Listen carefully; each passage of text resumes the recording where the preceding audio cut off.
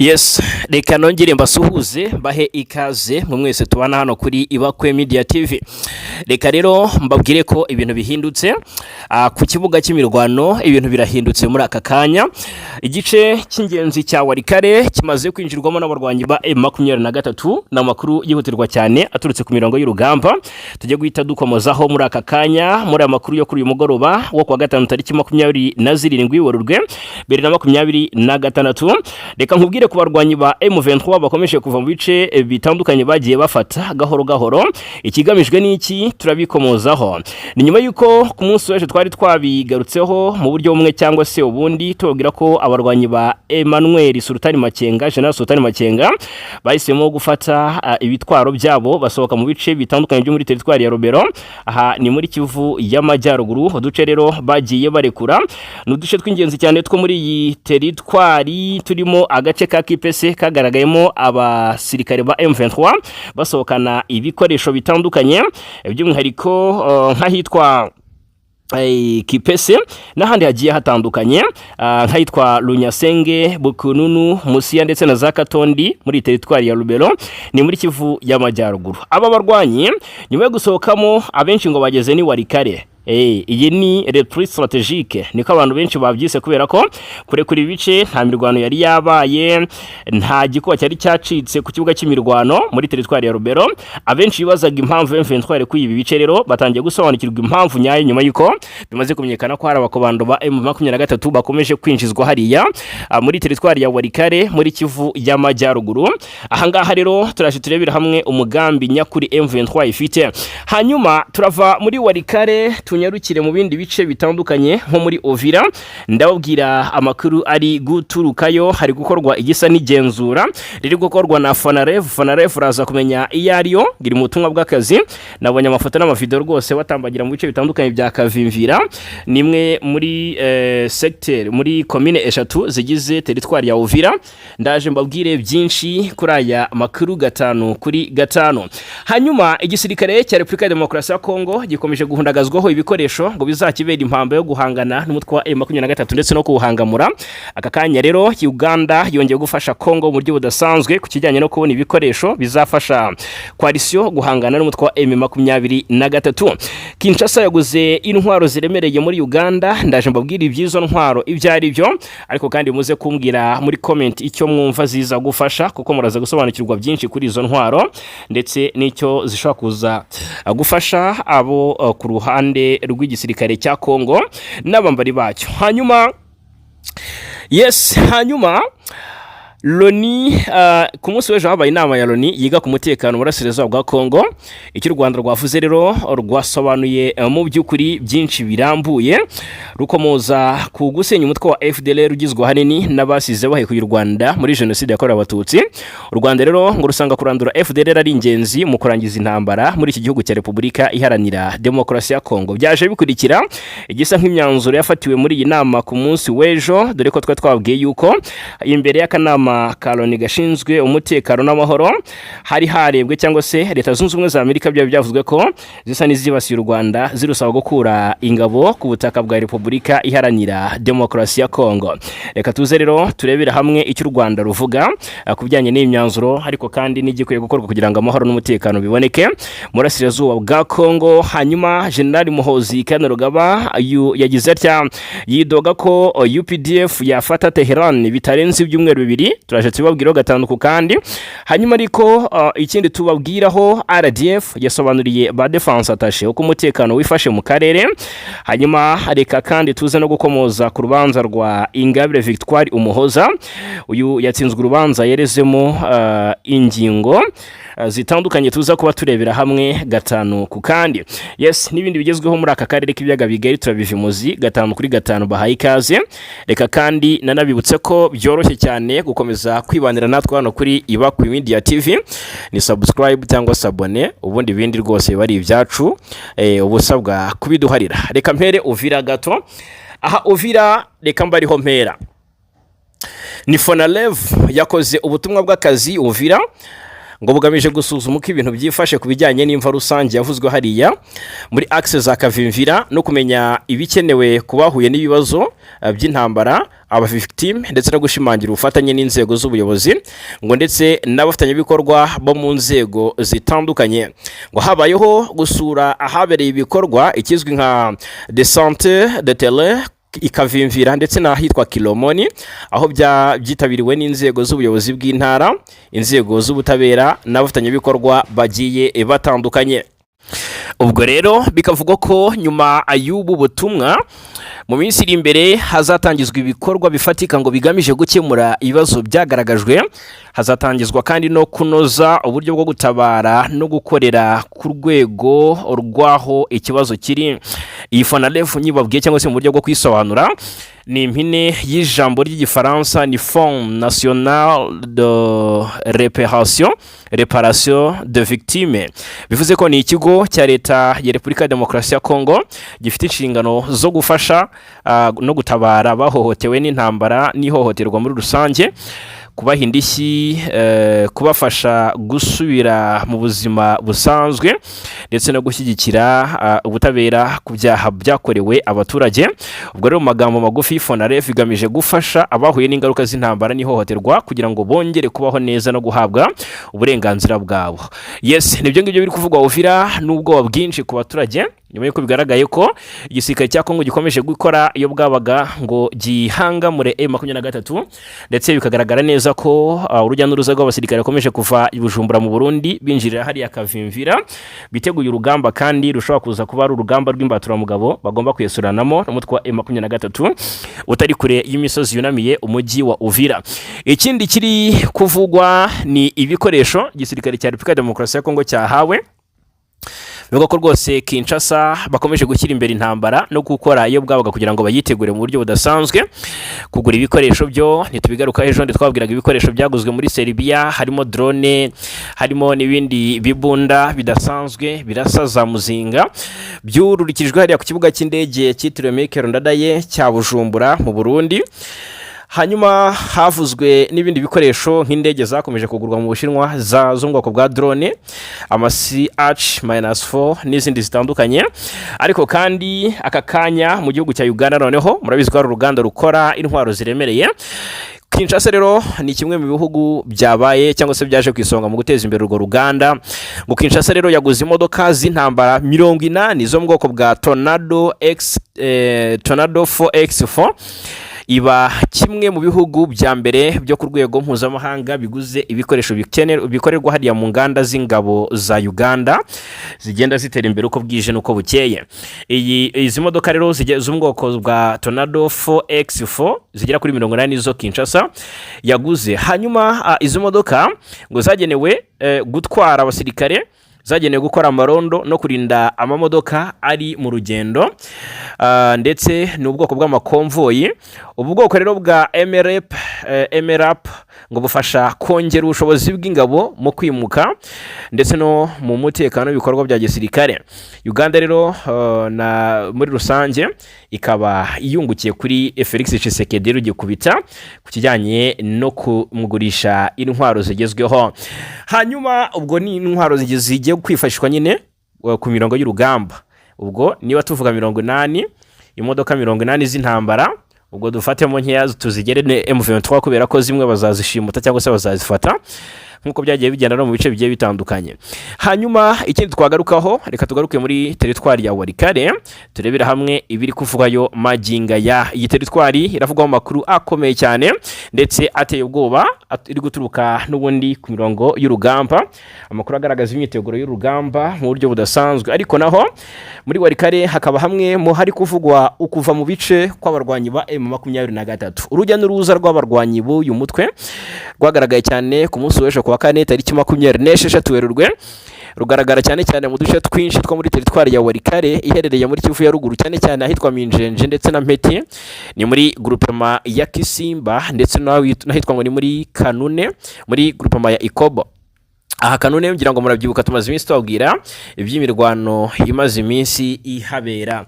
Nkuko amakuru haturukaho ku kibuga nyine abivuga ngo urugendo rwa mbere rw'abarwanyi n'ibikoresho byabo rwagaragaye iminjenje na Mpeti mu gace ka Banakindi i Kalembe. Abatangabuhamya bakavuga ko babonye aba barwanyi bagenda bamwe mu modoka abandi n'amaguru. Amakuru ava mu nzego z'umutekano n'inzego z'ubutegetsi rero yemejwe, bikanavugwa ko rwose hari n'abarwanyi bake basigaye mu duce twavuzwe haruguru, ariko ngo ni mbarwa. Ubwo rero uku kwimura ingabo kwavuzwe no muri Kanune, ni muri groupement ya Ikobo, nk'uko amakuru aturuka mu nzego z'ibanze n'iz'umutekano bivuga. Ngo inyeshyamba zavuye muri uyu mujyi nyuma ya saa sita z'amanywa ku munsi w'ejo, ngo zerekeza ahitwa Miliki, ni mu gace kegeranye cyane na Lubero, aho AFC M23 yahereye ivaninga mu bice bimwe na bimwe mu minsi ishize. Aha rero Miliki ngo niho abarwanyi berekeje, ariko naho ngo ntibahahagaze kubera ko abo ku ruhande rwa guverinoma Kinshasa bo murabizi ko bavuga ngo ni M23 na RDF. Baravuga ko abasirikare ba M23 ndetse na RDF ngo bavuye mu midugudu ya Kateku ndetse bayivamo ku munsi w'ejo kwa kane, byari tariki 26 Werurwe, ngo berekeza Miliki. Ngo bishoboka ko bagannye ahitwa Ikayina nyuma y'uko ngo RDF na M23 bavuye Kateku. Ngo bamwe mu bagize umutwe w'ubwirinzi auto defense wa AFC M23 ngo bari bagerageje gutegeka cyangwa se kugenzura umudugudu ngo bashe kwirukanwa nabo ku ruhande rwa Wazarendo. Rero bakavuga ko ngo abarwanyi babiri ba M23 ngo biciwe muri iyi mirwano, naho abasigaye bahunga banyuze mu nzira imwe niyo ngo RDF yari yanyuzemo. Ngo ni mudugudu wa Minjenje rero na Mpeti, 70% by'abaturage ngo bahunze berekeza i Kalembe batinya ko imirwano ishobora kwaduka hagati y'impande zihanganye. Abi ni biri gutangazwa nabo ku ruhande rwa guverinoma ya Kinshasa, badahwema gushinja igisirikare cy'u Rwanda kuba ngo kiri kumwe n'abarwanyi ba M23 ku mirongo y'urugamba hariya muri Kivu y'Amajyaruguru ndetse na Kivu y'Amajyepfo, ariko ibi byose nta gihamya babigaragariza. Hanyuma tunyarukire i Washington DC muri leta zunze ubumwe za Amerika, turebera hamwe ibiri gutangarizwayo. Loni yongeye kurikoroza. Imbere ya Loni u Rwanda rwongeye kuvugisha cyangwa se gusobanura ikibazo cya FDLR uko kiri, hanabazwa impamvu kidakemuka kandi amasezerano ya Washington abisaba. U Rwanda rwabwiye akanama k'umuryango w'umujyi gashinzwe umutekano ko kurandura umutwe wa FDLR ugamije gutera u Rwanda ari ngombwa kugira ngo amakimbirane arangire mu burasirazuba bwa Kongo. Nta kindi cyakorwa kugira ngo amahoro aboneke mu karere uretse kumaza kurandura no gutsensura umutwe wa FDLR. Ni umutwe ariko wahawe uburyamo bushyushye na guverinoma Kinshasa, ku buryo rwose byagorana kuvuga ngo FDLR urayirandura aka kanya cyangwa se uyu munsi cyangwa se ejo. Ubwo rero Ambasaderi Martin Ngoga yerekanaga aho u Rwanda ruhagaze kuri wa kane ushize mu kiganiro yatanze mu butumwa bwo kubungabunga amahoro muri Repubulika ya Demokarasi ya Kongo MONUSCO, aho yavuze ko Kigali ishyigikiye igisubizo cya politike, ariko akabona ko FDLR ari ikibazo gihoraho gifitanye isano n'ingengabitekerezo ya jenoside yakorewe abatutsi mu mwaka w'1994. Martin Ngoga yagize ati amakimbirane mu burasirazuba bwa Repubulika ya Demokarasi ya Kongo ntabwo ari u Rwanda rwayateje, avuga ko ingengabitekerezo y'uyu mutwe itigeze ihinduka kandi kigomba gusenya hamwe n'imiyoboro yayo. Hanyuma FDLR yashinzwe nyuma gato ya jenoside yakorewe abatutsi mu Rwanda muri 1994, ishingwa n'abasize bakoze ibyaha bya jenoside bahungiye mu burasirazuba bwa Kongo. U Rwanda rumaze igihe kinini ruvuga ko uyu mutwe uhungabanya umutekano ndetse rukawushinja ibitero byambukiranya imipaka ndetse no gukomeza ingengabitekerezo ya jenoside. Icyakora guverinoma ya Kinshasa yo yakomeje kugaragaza ko FDLR ari urwitwazo u Rwanda rukoresha cyangwa se mu guhungabanya ubusugire bwayo. Hanyuma u Rwanda narwo kandi ruhakana uruhare rutaziguye kandi ruvuga ko ibikorwa byarwo bifitanye isano n'impungenge z'umutekano warwo cyane cyane kubera FDLR. Rero Martin Ngoga yerekanye ko inzira za diplomasi harimo n'amasezerano y'amahoro ya Washington n'ibiganiro bya Doha nk'inzira zikomeye ziganisha ku guhagarika imirwano no kugera ku mutekano urambye. Asaba kandi abunzi nka Amerika, Qatar ndetse n'umuryango wa Afurika yunze ubumwe gukomeza kutabogama no kureba mu by'ukuri gukomeza kutabogama no kureba ko ingamba zifatwa zubahirizwa kimwe. U Rwanda kandi rwagaragaje impungenge z'uko ibintu byifashe nabi mu bijyanye n'ibikorwa by'ubutabazi ndetse no kwiyongera kw'ibitero by'indege na drone mu turere dutuwe cyane nk'Igoma na Minembwe.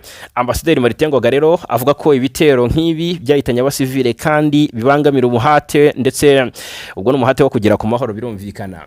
Martin Ngoga yanaboneyeho gushimangira ko u Rwanda rushyigikiye cyane ibikorwa byo gushaka amahoro bikomeje, ariko anashimangira kwishyirwa mu bikorwa harimo kubazwa ndetse no kugenzura bizagaragaza niba inzira za diplomasi zizavamo umutekano urambye.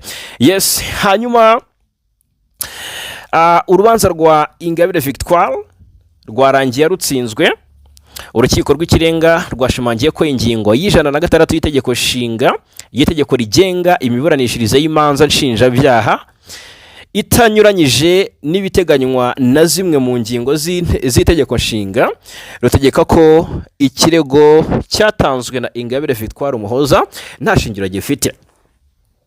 Ibi bishingiye ku rubanza Ingabire Umuhoza wiyita umunyapolitiki yarezemo agaragaza ko iyo ngingo inyuranyije n'itegeko nshinga kandi ko ariyo yatumye yafungwa, agasaba ko ngo yakurwaho. Ubwo rero icyemezo cy'urukiko cyasomwe kuri uyu wa gatanu tariki 27 Werurwe 2026. Muri uru rubanza hasuzumwe ibibazo bitatu by'ingenzi mu gusesengura neza niba koko iyo ngingo inyuranyije na zimwe mu ngingo z'itegeko nshinga. Iyo ngingo rero y'106 y'itegeko rigenga imiburanishirize y'imanza nshinjabyaha niyo yashingiweho n'urukiko rukuru ruhamagaza Ingabire Victoire, niyo yashingiweho n'urukiko rukuru ruhamagaza Ingabire Victoire ndetse bimuviramo gufungwa iminsi 30 y'agateganyo. Ingingo y'106 igaragaza ko iyo urukiko rusanze hari impamvu zatuma hakekwa abandi bantu kuba barabaye abafatanyacyaha cyangwa se ari ibyitso by'ukuri cyangwa se kuba ari ibyitso by'ukurikiranyweho icyaha, rubahamagaza kugira ngo bagire ibisobanuro batanga muri urwo rubanza. Ikomeza yerekana ko iyo urukiko rumaze kubaza abahamagawe mu rubanza rugasanga nta bimenyetso bituma bakekwaho icyaha, rufata icyemezo cyo gukomeza iburanisha batongeye guhamagarwa. Iyo rusanze ibisobanuro batanze bidahagije kandi urukiko rugasanga hari ibimenyetso bibashinja icyaha, rutegeka ubushinjacyaha gukora iperereza buhereye ku byagaragajwe mu iburanisha. Victoire Ingabire Umuhoza yasobanuye ko kuba urukiko ruhamagaza umuntu nk'icyitso cyangwa se umufatanyacyaha byerekana ko wa muntu ataba agifatwa nk'umwere. Urukiko rwagaragaje ko ubushinjacyaha ari bwo bugomba gutanga ibimenyetso ntashidikanywaho kandi iyo bitabonetse bigirira inyungu uregwa. Rwerekanye ko umucamanza, abagenzacyaha n'abashinjacyaha nabo bakwiye kugira imyitwarire ituma uregwa afatwa nk'umwere mu gihe atarahamwa n'icyaha. Ingabire Victoire rero yavugaga ko iyo ngingo y'106 inyuranyije n'ibiteganywa n'ingingo ya 29 y'itegeko nshinga. Urukiko ruhamagaza mu iburanisha umuntu waketsweho kuba icyitso cyangwa umufatanyabikorwa. Urukiko rw'ikirenga rugaragaza ko uhamagazwa ari umuntu ufite aho ahuriye n'urubanza, rusanga ntaho bibangamiye ihame ryo gufatwa nk'umwere kubera ko kumuhamagaza bitamugira umunyacyaha. Hanyuma kuba rutegeka ubushinjacyaha gukora iperereza bishimangira neza ko rya hame ryo gufatwa nk'umwere riba ryubahirijwe. Ikindi ryagaragaje kandi ni uko kuba urukiko rwategeka ubushinjacyaha kugarura uwo muntu ngo aburanishwe bitavuze ko ubushinjacyaha buzazana ibimenyetso bimushinja gusa, kuko bufite inshingano yo gushaka ibimenyetso bishinjura. Rusanga rero ahubwo byubahirije ihame ryo gufatwa nk'umwere kuko biha uburenganzira bwo kwisobanura ukekwa. Yes, uyu ni Colonel Nanga, ni coordinateur wa Alliance Fleuve Congo M23 nyuma y'isinywa ry'amasezerano ya Geneva Call. Reka mbabwire rero icyo amasezerano avuze mu buryo bwimbitse. Abenshi batangiye kwishima bavuga bati AFC M23 yaba ikoze akantu. Ubwo turaje turebere hamwe mu buryo bwimbitse cyangwa se bw'ubusesenguzi, turebere hamwe icyo bivuze kuko biragaragara ko M23 ibyo ikomeje gukora byose ikomeje kugaragaza ko yifuza cyangwa se ishyize imbere inzira y'amahoro, ko rwose icyitwa kurasana ari amaburakindi. Ayo masezerano dutangiye turebera hamwe n'amasezerano yashyizweho umukono hagati ya Appel de Genève ndetse na AFC 23. Ni amasezerano abagamije gutangiza ibiganiro by'ubutabazi ikizwi nka humanitaire mu ntara za Kivu y'Amajyaruguru ndetse na Kivu y'Amajyepfo. Iyi myanzuro yafashwe igamije ngo kongera imbaraga kurinda abasivile no guteza imbere kubahiriza amategeko mpuzamahanga agenga ibikorwa by'intambara ikizwi nka droit international humanitaire mu karere karangwa n'umutekano muke n'ubu gikomeje. Bivuze ko rero M23 nayo mu by'ukuri ubwo ushaka kwibaza utese bivuze ko M23 yemeye ko ibi byose cyangwa se kuba nta bikorwa by'ubutabazi kuba abaturage bahura n'ingaruka z'intambara M23 ibifitemo uruhare runini. Yego, ayo masezerano yavuzwe hagati ya Appel de Genève na AFC M23 ntabwo ubwo abenshi bibazaga batese ubundi M23 yasinye igoma mw'abantu mwe, nibwo intumwa z'iyi Appel de Genève zari Goma, birumvikana ko aribwo ayo masezerano yasinywe. Kuyasinya rero bivuze iki kuri M23 ku baturage bo mu burasirazuba bwa Kongo, ku kibazo nyirizina birahindura iki? Appel de Genève uyu ni umuryango wigenga ukorana n'imitwe yitwaje cyangwa se ureba ibikorwa by'imitwe yitwaje intwaro itari ya leta. Icyo igituma ubyibandaho cyangwa se yibanda ku kureba ibikorwa bikorwa n'imitwe yitwaje intwaro nuko ushinzwe mu by'ukuri kugenza ibyaha bikorwa n'iyo mitwe no kureba uburyo byavugutirwa umuti. Noneho uyu muryango ukaba ugamije kuyishishikariza kubahiriza amategeko mpuzamahanga arengera abasivile. Ubwo rero amasezerano uyu muryango wagiranye na Alliance Fleuve Congo M23 nayo ku rwego rw'ubutabazi kizwi nka humanitaire, sayo muri diplomasi nka Loni nk'uko abenshi babikekaga. Naho inama za Loni zo za UN hariya i Genève zitumirwamo ibihugu cyangwa se inzego zemewe n'amategeko mpuzamahanga, si buri mutwe wese w'inyeshyamba witabira. Bivuze ko ababonye amasezerano bakayibihuza no kuba hari amasezerano yasinyiwe i Washington mu nama n'ubundi ya Loni, reka nze nabyo mbyinjiremo. Amasezerano yasinywe hariya ariko bihabanye rwose n'ukuri guhari kuko M23 yaba yaratumiwe muri iyi nama y'amasezerano yo yasinyiwe i Goma. Hanyuma uko Appel de Genève ikora, ubundi Appel de Genève ikorana n'imitwe yitwaje intwaro kuko ni umuryango mpuzamahanga wihariye mu gukorana n'imitwe yitwaje intwaro itari ya leta nk'imitwe y'inyeshyamba ariko ifite intego itari ya politiki, ahubwo ngo n'ubutabazi n'uburenganzira bwa muntu nicyo kiba kiri kurebwaho. Impamvu bavugana n'iyo mitwe mu ntambara nyinshi hari aho leta itagenzura neza igihugu cyose. Ubwo rero abasivile baba babarizwa mu bice bigenzurwa n'inyeshyamba nibo baba barebwaho ngo harebwe imibereho yabo, bityo kugira ngo abasivile barindwe ngo ni ngombwa ko n'iyo mitwe yubahiriza amategeko y'intambara arinda abaturage. Ni ukuvuga ngo niba M23 igenzura Goma ntihagire umuturage uhura n'ingaruka z'intambara, niba M23 igenzura Sake ntihagire umuturage uhura n'ibyo bizazane. Icyo basaba kandi, icyo amasezerano asaba, iyi Appel de Genève isinyisha iyo mitwe inyandiko bita ngo ni deed of commitment, zirimo haba harimo ibintu bitandukanye nko kutica cyangwa se guhotera abasivile, kutinjiza abana mu gisirikare, kandi murabizi ko abo ku ruhande rwa guverinoma Kinshasa bashinja M23 kwinjiza abana mu gisirikare, abana mu bice igenzura, kutica cyangwa guhotera abasivile, kutinjiza abana mu gisirikare, no kurinda abagore ihohoterwa rishingiye ku gitsina n'ibindi, no kwemera ubufasha bw'abagira neza. No kuvuga ngo niba hari imiryango ishaka gutanga ubutabazi kubagizweho ingaruka n'intambara, uwo mutwe ugenzura ibice birimo abo baturage ubusabwa kugira gute kudohora no gufungura inzira. Ibyo byose rero bikaba bijyanye n'aya masezerano mpuzamahanga agenga intambara, droit international humanitaire. Ese mu by'ukuri ikindi wakwibaza ahangaha, kuvugana n'uyu muryango cyangwa se uyu muryango wavugana na M23 ntago bivuze ko bemerewe nka leta cyangwa se uyu muryango ntago bivuba bivuze ko uhaye uburenganzira uwo mutwe ugenzura ibice runaka nka leta. Ubu ni uburyo bwo kugabanya ububabare bw'abaturage mu gihe cy'intambara. Uruhare rwa United Nations ni Loni yo ikorana cyane n'ibihugu byemewe, ariko kandi nayo yemera ko hari igihe kuganira n'imitwe yitwaje intwaro bifasha mu kurinda abasivile. Ibi nabyo Loni rabyemera cyane, ariko kandi nk'uko bigaragara niyo mpamvu imiryango nka Appel de Genève ikora ako kazi ku ruhande mu by'ukuri ikagerageza ibishoboka byose kugira ngo harebwe icyakorwa. Ubwo rero igoma inkuru iri guturukayo aka kanya ni umugambi w'ubutabazi ngo ugomba no gukomeza kugeza iya gihugu cyose cya Repubulika ya Demokarasi ya Kongo kibohowe burundu. Ni igoma ni mu bihe birangwa n'ibibazo bikomeye by'umutekano n'ubutabazi bikomeje, hagezweho iyi ntambwe ikomeye ntangiye mbabwira, aho hasinywe amasezerano akomeye cyane hagati ya AFC M23 ndetse na APR de Genève. Uyu mugambi ngugamije guteza imbere ibiganiro by'ubutabazi bishingiye ku by'ingenzi birimo umutekano, ituze, gukomeza ibikorwa byubaka igihugu ndetse no kurinda abasivile.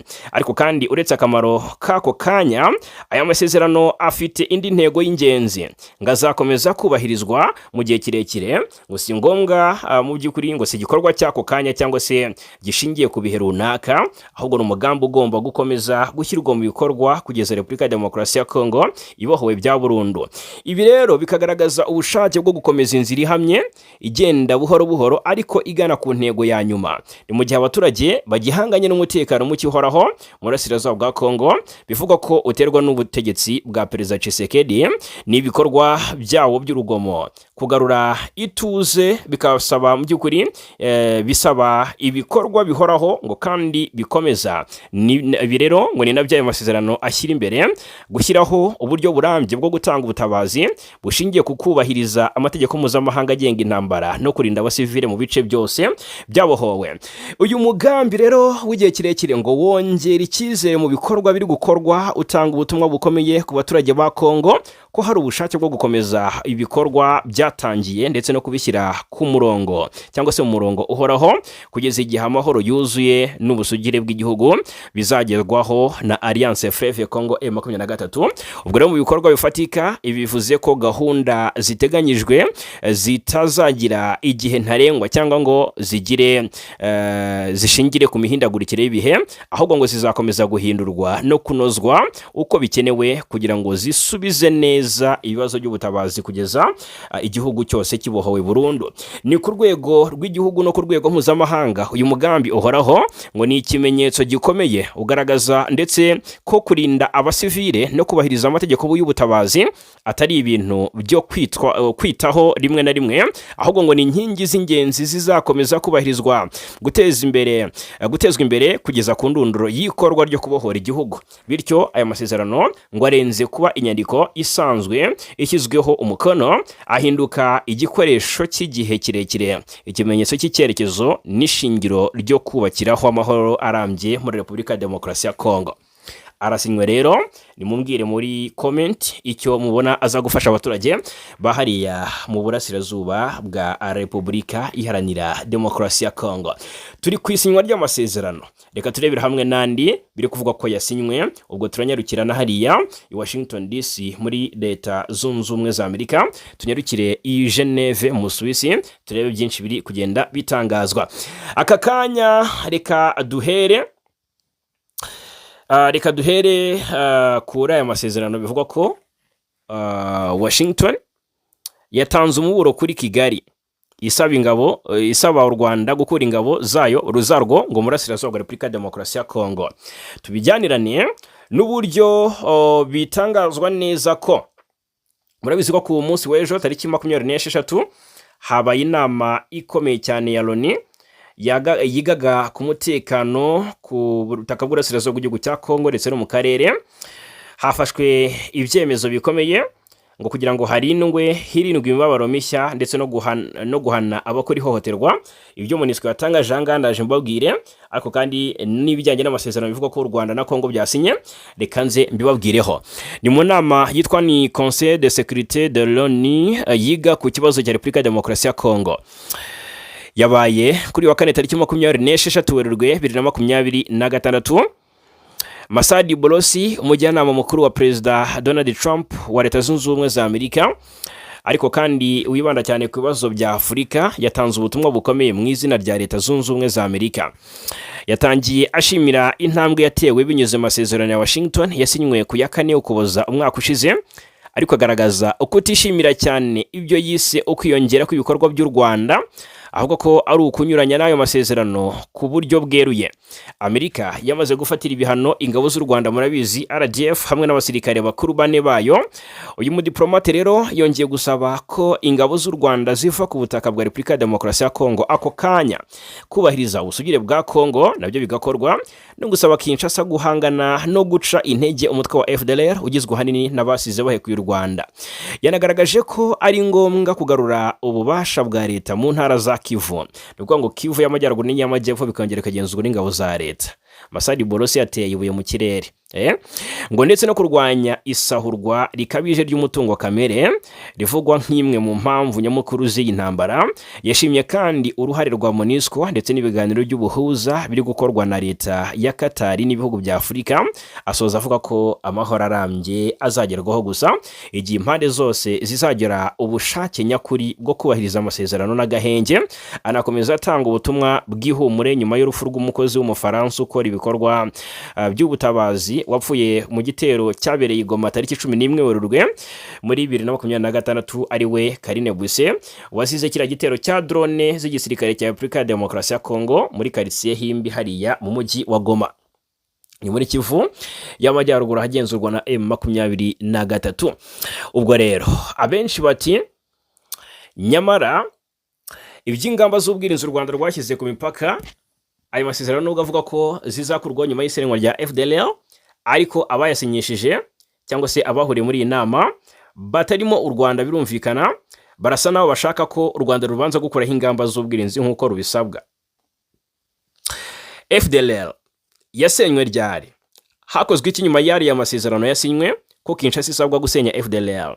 Yakoze iki kwidafatirwa ibihano cyangwa se ngo ibazwe impamvu idashyira mu bikorwa ibijyanye n'aya masezerano? Ni ikibazwa. Aha rero niho benshi bashingira bavuga ko harimo kubogama, dore ko Amerika nayo bigaragara ko ibishyize imbere inyungu zayo, aho ikura iryo buye ry'agaciro ikabitahateriwe nyaboneka, cyangwa se ngo ahajishiwe igisabo ntihaterwe ibuye nk'uko umunyarwanda ajya akunda kubivuga.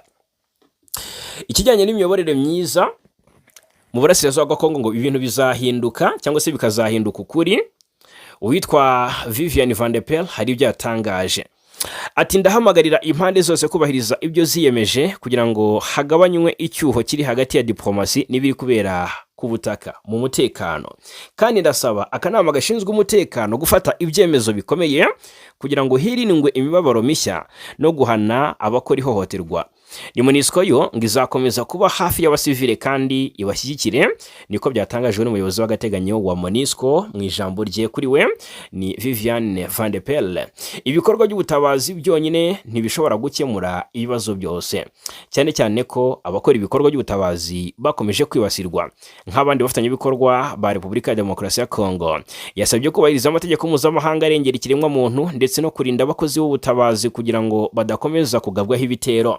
Ati mu minsi ishize iyicwa ry'umukozi wa UNICEF ryabaye mu gitero cyagabwe ku rugo rwe i Goma, ryerekanye mu buryo bubabaje kandi butemewe ingaruka zikomeye zihura n'abaharanira kurokora ubuzima bw'abantu. Abasivili n'abakozi b'ubutabazi si ibitero bigomba kwibasirwa, ariko iyo imirwano yadutse abari mu kaga kurusha abandi nibo bahura n'ingaruka zikomeye. Ibikorwa bigomba kwamaganwa nta gushidikanya, kandi ababigizemo uruhare bagomba kubiryozwa. Nubwo hari uruhare rwa Perezida wa Leta Zunze Ubumwe za Amerika Donald Trump ndetse no kwihutisha ibiganiro bya Washington byemejwe n'abaperezida Felix Tshisekedi na Paul Kagame, umutekano ku butaka nturimo gutera imbere nk'uko byari byitezwe. Kinshasa na Kigali bikomeje gushinjanya kutubahiriza ibyo byemeranyijweho, bigatuma habaho kutizerana no gukomeza kwiyongera k'umwuka mubi. Ibiganiro bya Doha biri kuba biyobowe n'umwami wa Qatar hagati ya leta ya Kinshasa ndetse na Alliance Fleuve Congo M23 ngo ishyigikiwe n'u Rwanda, nabyo biri kugenda bigura intege.